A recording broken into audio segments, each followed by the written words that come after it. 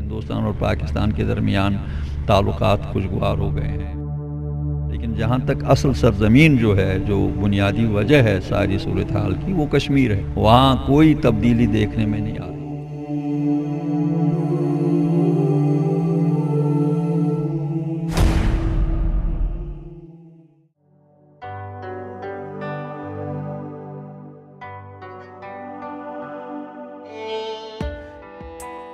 کشمیر میں علیحدگی پسند سیاست کے سرپرست اور سخت گیر موقف رکھنے والے سابق حریت کانفرنس چیئرمین سید علی شاہ گیلانی 1 ستمبر 2021 کی رات سری نگر کے حیدر پورہ علاقے میں واقع اپنی رہائش گاہ میں انتقال کر گئے، جہاں وہ کئی برسوں سے نظر بند تھے۔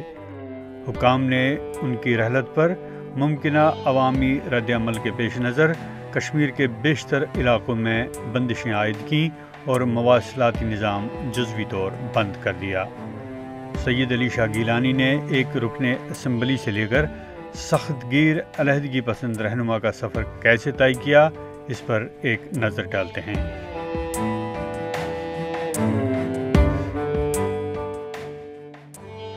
سید علی گیلانی کی پیدائش 29 ستمبر 1929 کو شمالی کشمیر کی ولر جھیل میں واقع زرمنز گاؤں میں ہوئی۔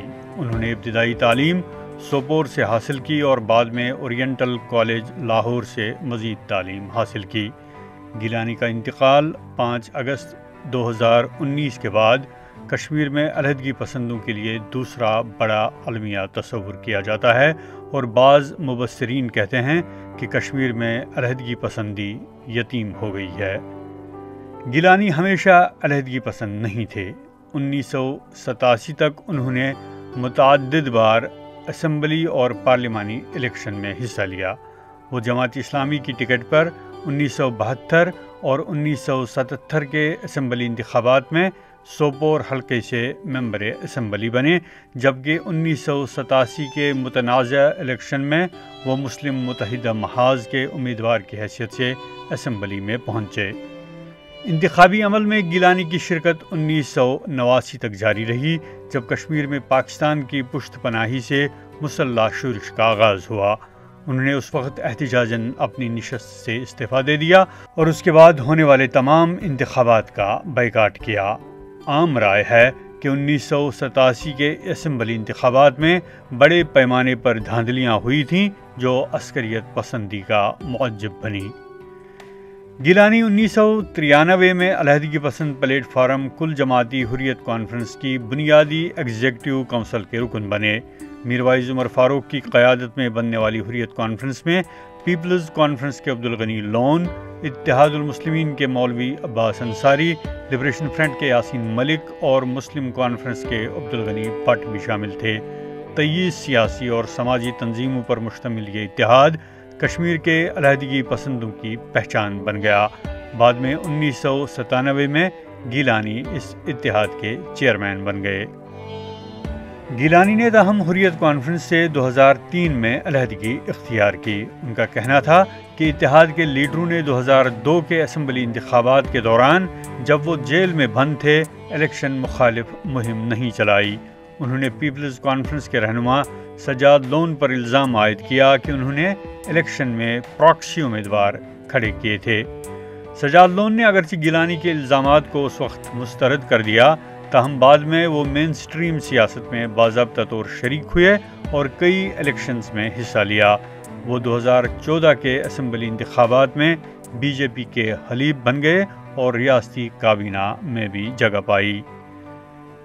گیلانی نے حریت قیادت کی جانب سے جواب نہ ملنے کے بعد تحریک حریت کے نام سے اپنی جماعت قائم کی اور ایک متوازی حریت دڑا قائم کیا۔ ان کا دعویٰ تھا کہ انہوں نے حریت کانفرنس میں تطہیری عمل کیا ہے اور وہی اصلی حریت کانفرنس کے سربراہ ہیں۔ اکتوبر 2013 میں وہ چوتھی بار حریت کانفرنس کے اپنے دھڑے کے چیئرمین منتخب ہوئے۔ سید علی گیلانی بنیادی طور جماعت اسلامی کے ساتھ وابستہ تھے۔ جماعت اسلامی حریت کانفرنس میں ایک اکائی کے طور شامل تھی اور گیلانی جماعت کے پارلیمانی ونگ کے سربراہ تھے۔ ماضی میں جماعت اسلامی الیکشن سیاست میں سرگرم تھی اور گیلانی کو اس میں فعال کردار ادا کرنے کے لیے جانا جاتا ہے۔ گیلانی تاحیات کشمیر کی سب سے بااثر سیاسی جماعت نیشنل کانفرنس کے مخالف رہے اور تحریروں اور تقریروں میں وہ مرحوم شیخ محمد عبداللہ کے سیاسی فیصلوں کو نشانہ بناتے رہے۔ نیشنل کانفرنس نے بھی گیلانی کی مخالفت میں ایڑی چوٹی کا زور لگایا۔ گیلانی پر الزام لگایا جاتا تھا کہ وہ خود پسند لیڈر ہیں اور انہوں نے نوجوانوں کو بندوق کا راستہ اختیار کرنے کے لیے اکسایا، حالانکہ ان کے اپنے بیٹے اور رشتہ دار عسکریت پسندی سے نہ صرف دور رہے بلکہ سرکاری مراعات اور نوکریاں بھی حاصل کیں۔ گیلانی کافی دیر تک سابق اسمبلی ممبر کی حیثیت سے پینشن وصول کرتے تھے، تاہم تنقید کا نشانہ بننے کے بعد انہوں نے یہ پینشن وصول کرنا بند کیا تھا۔ ان پر الزام لگایا جاتا ہے کہ کشمیر میں ہڑتالی سیاست کو پروان چڑھا کر انہوں نے کشمیر کو اقتصادی طور مفلوج کر دیا۔ گیلانی کہتے تھے کہ مسئلہ کشمیر اقوام متحدہ کی قراردادوں کے مطابق بھارت، پاکستان اور کشمیری عوام کے درمیان بات چیت کے ذریعے حل ہونا چاہیے۔ ذاتی طور وہ پاکستان کے ساتھ الحاق کے حامی تھے اور حکومت ہند انہیں پاکستان کا ایجنٹ قرار دیتی تھی۔ گیلانی 2003 سے 2007 تک بھارت اور پاکستان کے درمیان ہوئے مذاکراتی عمل سے دور رہے اور اپنے مخالف حریت دھڑے کو تنقید کا نشانہ بناتے رہے۔ اس دوران انہوں نے پاکستان کے سابق صدر پرویز مشرف کے 4 نکاتی فارمولہ کو مسترد کیا تھا۔ گزشتہ سال حکومت پاکستان نے انہیں ملک کا سب سے بڑا شہری اعزاز نشان پاکستان دیا۔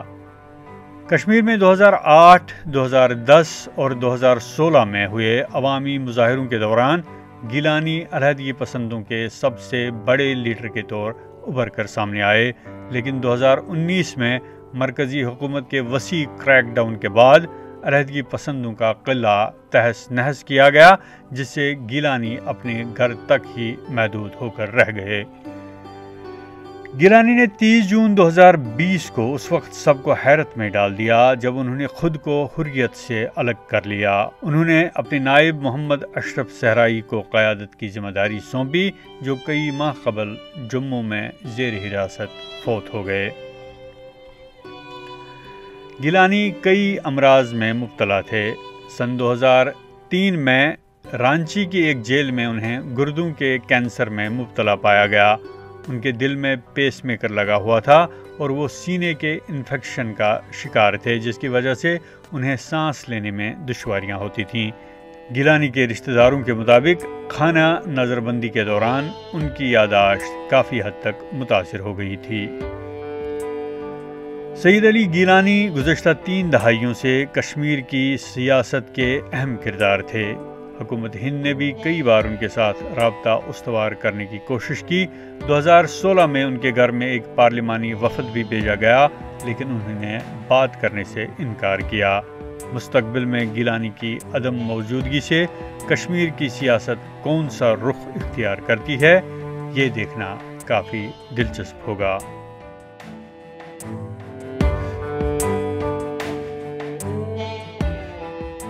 Bureau report, ETV Bharat Urdu.